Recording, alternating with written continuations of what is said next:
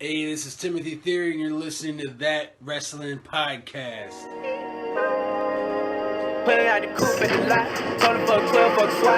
Welcome into the show, and man, what a show do we have for you guys today. It's Money, and it's your co-hostess with the mostest, my main man, Clyde. What's up, brother? Man, for Maria, my God, Jerry Negro. I mean, you just put me over there, brother, like Bill Murray and Ghostbusters. Like Bill Murray and we're not the Ghostbusters, dude. We're like Beavis and Butthead or Ren and Stimpy or something, dude. Maybe like two halves or a half of the Ninja Turtles. I mean, something of that nature. Yeah, but we do have proton packs somehow. I don't get it, but I don't know. You can be Brett, and I'll be the Anvil. Strokes the beard. Yeah, Brett and Owen. We'll go with that. There we go, brother. Hey, man, I like it. What a show do we have for you guys today, man. All kinds of cool stuff to hop into. We're going to talk about Rey Mysterio and his contract situation with the WWE. Drew McIntyre calling out an MMA legend. Female superstars possibly leaving the WWE. Sting's last ride. You know, what could Sting? What's the possibility of Sting having like a send-off like The Undertaker? That'd be pretty cool, huh? Let's talk about where is Shayna Baszler? Huh? Like, where's Waldo? No. Where's Shayna Baszler been since May 12th? We want to know. Brian Pillman Jr. going to make his AEW debut. Cannot get away from today's show without touching on that. And then we're going to talk about champion versus champion at NXT's Great American Bash Night, brother. You ready to hop into all this? Yeah, brother. Let's put it in the oven, put it on 350, and let it go. Let it go, baby. It's just like he was letting some stuff go earlier, man. I heard you talking a little stuff before the show started, man. I just want to let you know I am aware that you have a kendo stick and a chair, but I still might be coming over there. I tell you what we're going to do. Me and your brother, we're coming over there, Heart Foundation style. We're taking your knee. We're taking your knee out. We're brother. 1 minute and 50 seconds into the show, and you've already mentioned the Heart Foundation, brother. But let's before we start talking about Brett too much, let's talk about this big guy. What do you think about Rey Mysterio? His contract's up with WWE. His son Dominic's going to evidently be skipping the NXT ranks, heading straight to the main roster. And I don't know, man. I don't see any way that he signs anywhere else with the WWE. He has to give his son Dominic that rub, right? I mean, what do you think Rey's going to do? A talent like Rey Mysterio, you don't want him going to the competition. I see, WWE signing him to a Legends contract, man. He's a first ballot Hall of Famer. He's one of the kind of guys that's going to go in at the end of the show, and the merchandise. The guy's just world class and all over the world. I don't see a scenario where Vince would let him go, but who knows? AEW has deep pockets, brother, and they'd probably be willing to pay a mint to get Rey Mysterio as part of their program. That's what I'm wondering now too. Like, he's got the Khans have equal money pretty much as Vince, and Vince has just failed now with his football league. I mean, I guess if they made him some kind of huge offer, could he step away?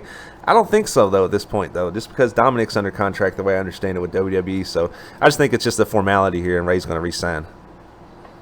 Yeah, he's one of the guys. If I was Vince, obviously I would be flying around a jet right now. But anyway, with that said, a guy like Rey Mysterio, give him a deal somewhere to Undertaker, man. Sign this guy up to a Legends and keep him in house, because he's a proven commodity and a proven talent, and more importantly, he's a really good dude in real life, man. Yeah, man, in other news, too, I don't know if you've seen this, buddy, but Drew McIntyre evidently called out Conor McGregor on Twitter, and I know you said you didn't have a chance to see the tweet, so let me read it to you. I'll put it in context first. Evidently, McGregor had said something about Vince, and Drew McIntyre didn't take too kindly to it. Here's what he said. Big man picking a fight with another 70-year-old. You couldn't drop a guy in a pub. You have no chance against Vince. You're just the latest guy thinking he can have his PR team stick my title on his shoulder and walk into our world. Stick to whiskey, McTapper. And what do you think about McIntyre's strong words there, brother? I love it, man. Drew McIntyre, he's really showed a lot since they put the rocket ship on him, this babyface run he's having, man. He showed he can do a lot of talking, and that's some good verbiage and wordplay there. He's really working, man. But he might want to be careful. McGregor's been known to tear up a couple buses in the past. Yeah, he has, man. I know McGregor's been known to tear up everything, dude. And I just love the McTapper line, though, dude. I can't help but crack up every time I read that, man. And I think McGregor would translate perfectly into WWE, and it would be kind of cool to see these two guys square off. What do you think about that? Oh, it would be interesting, man. That's definitely a ratings grab. It would sell out some arenas if we ever get back to that. And I would love to see it, man. McGregor seems custom fit for professional wrestling. He could talk. He's got the flash. He's athletic. Yeah. You know, I've heard him in the past. He doesn't have a lot good to say about the new crop, but at the same time, I almost think he's working that because the people that he does put over is Vince McMahon, Triple H, Ric Flair. I believe he calls them the OGs and the Doms, or maybe it's both. But he's respectful to the right people. Just put it that way. Brother. That's right. Hey, yeah, he knows who to talk up to make sure he can get his butt in the door if he has to. Right? Is that what you're saying? Yeah, exactly. He's not asking where's Earl Hebner. I mean, maybe he should, but he's not. Yeah, and he always pays homage to Vince with that walk, you know, when he comes that walk when he comes down to the ring, brother. And yeah, I think it would translate good to the WWE, but I'd actually be more excited to see this match. And this is a possibility of I've seen it kicked around online, and we've already seen this gentleman in the WWE briefly. But what do you think about seeing Drew McIntyre square off against Tyson Fury? Oh man, I would love it. I'm envisioning it in my head now. I believe Tyson might be a little taller. I'm seeing the stare down already. I'm seeing the ratings going up. I'm seeing interest there. ESPN, cross coverage. I mean, that would be a big deal for WWE. And it's always been a part of the recipe to bring, you know, celebrities and other athletes into the fold since day one. I kind of think that's what really set the WWF apart, especially with The Rock and wrestling back in the the late 80s. Absolutely, man. The early 80s, actually. We're getting old, brother. Yeah, you're getting old, man. You're losing track of decades here, man. But I know what you meant, brother, and I think so too. Like, you know, the times that Vince has, I guess, you know, opened up the checkbook per se to pay the Mike Tysons and the Mayweathers of the world, dude. It's always turned out well. Yeah, it really has, man. One of my favorites was Muhammad Ali. I believe it was the very first WrestleMania. It was a ringside enforcer, I believe, and of course Mike Tyson, and the list goes on. And shout out to Cyndi Lauper, man.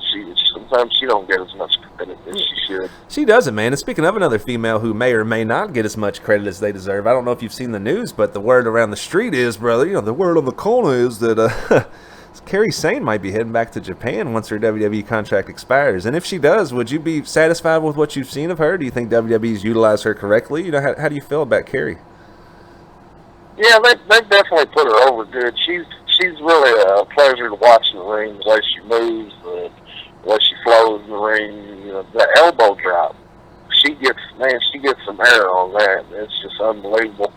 I'm not sure how much of a gimmick it is, the Pirate Princess, because I believe she might have went to school for sailing or something along those lines. But it'd be a shame to see her go. I see a whole lot of potential still there with her.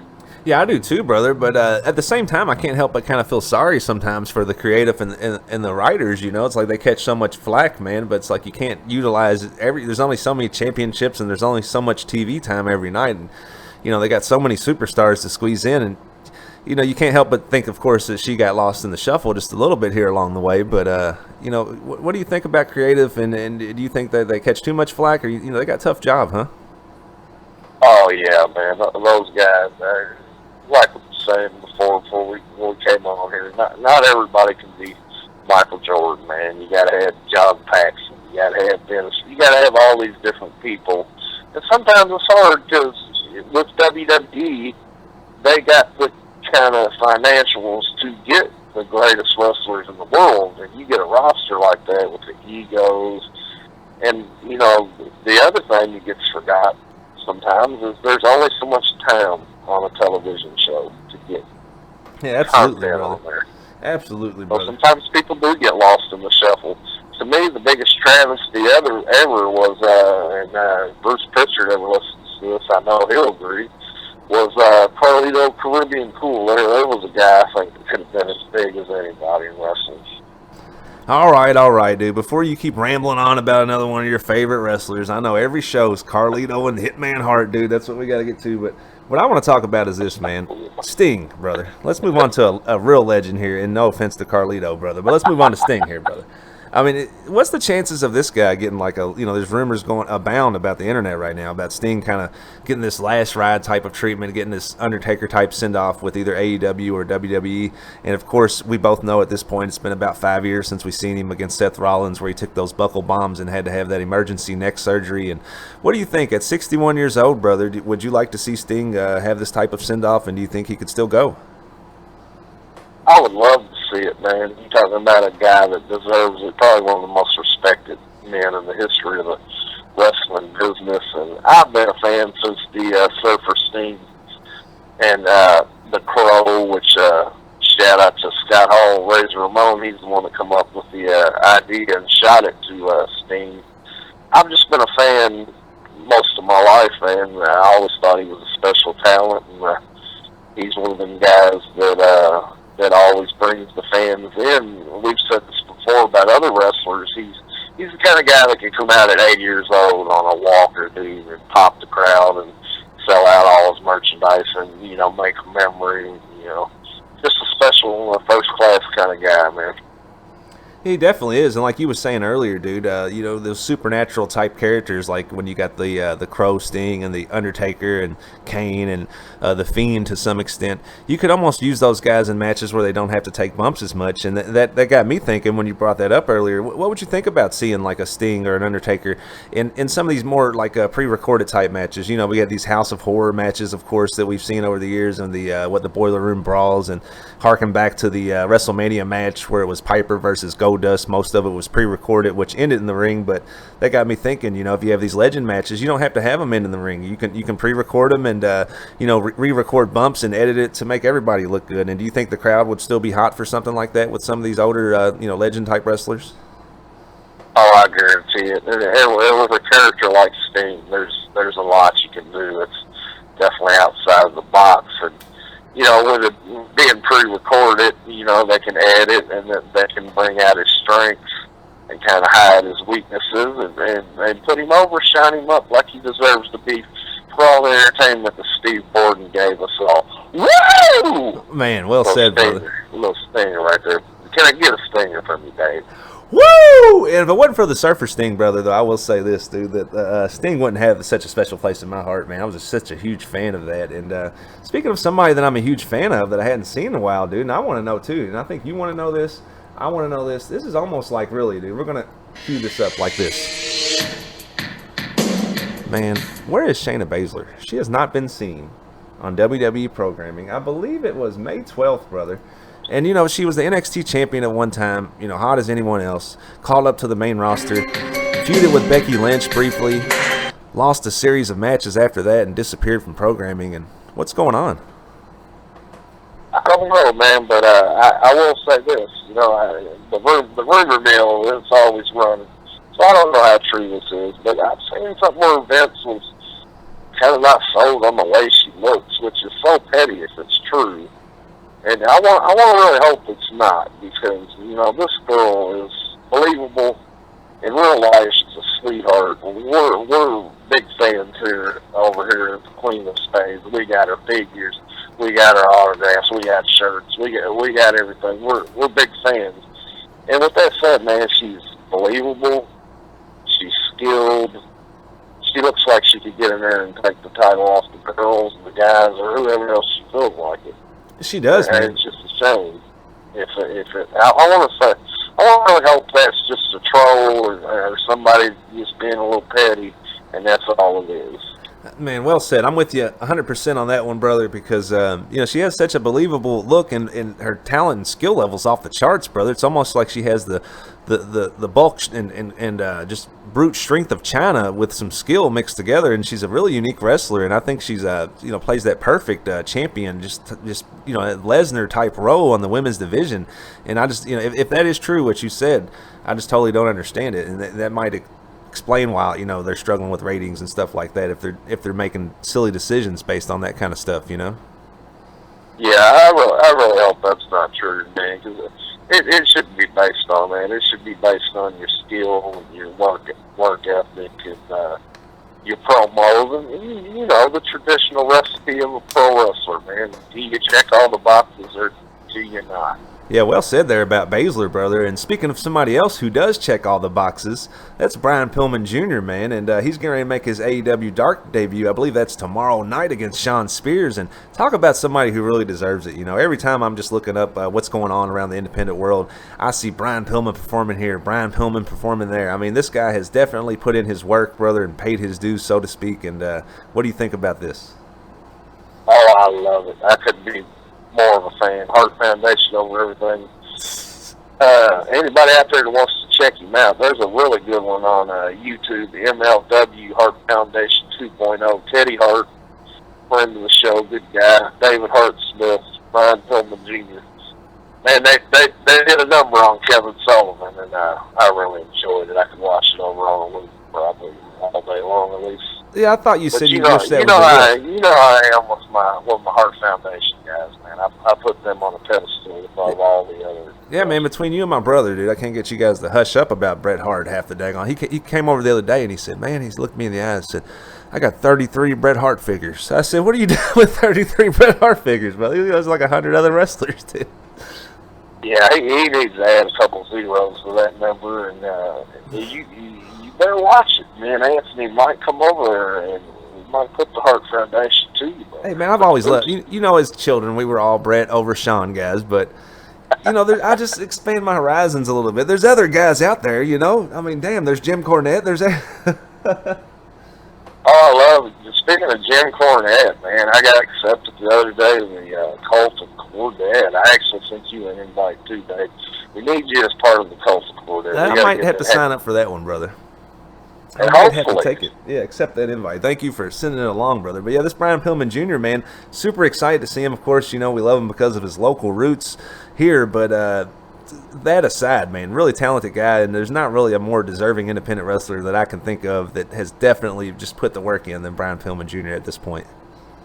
Yeah, he's got youth on his side. He's got the greatest mullet in the history of Kentucky, maybe the whole world. He's got the pedigree, and you know, like I always say, man, Heart Foundation over everything.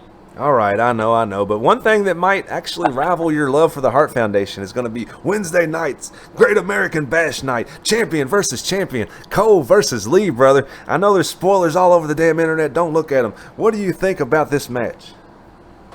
I look at it like a tank versus a Ferrari. It's got a feel of Shawn Michaels and Vader, man. It's got this kind of these contrasting styles, and you look at the strength of Keith Lee and the skill and the high flying of Adam Cole, baby.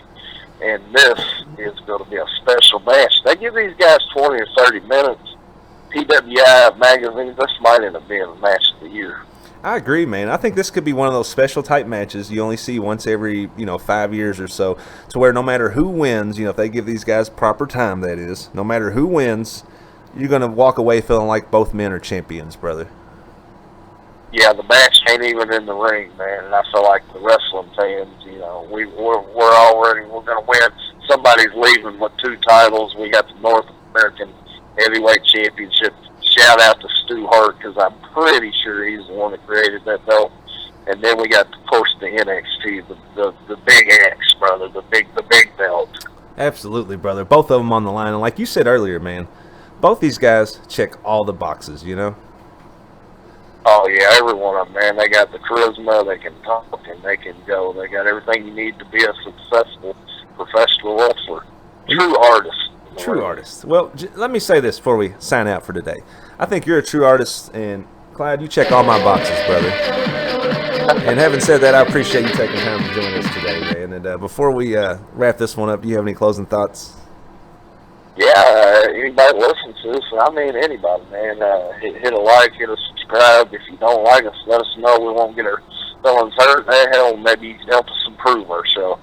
But with that said, man, check out Brian Pillman Jr., Teddy Hart, David Hart Smith, Timothy Theory, Heart Foundation over everything. Canada makes the best wrestlers, Daniel. Oh, my goodness gracious. Yeah, and real quick, shout out to Snickers the Terrier. We see you watching every week. We appreciate it, brother. Daniel Alexander, Jerry Negron, going to have you on again real soon. Negron, what's up, my man? Yeah, also Nevlum, Mike Britt, Jake Anderson. We see all you guys listening out there, and everyone else that listens. We truly appreciate it. Take the time, leave us a comment if you like. Let us know what you'd like to see in future shows. Let us know what you think about today's show. We love to debate back and forth with you guys on that.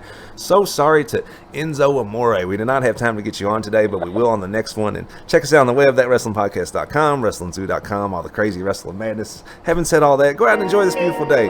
Love each and every one of you guys, and we'll catch y'all on the next.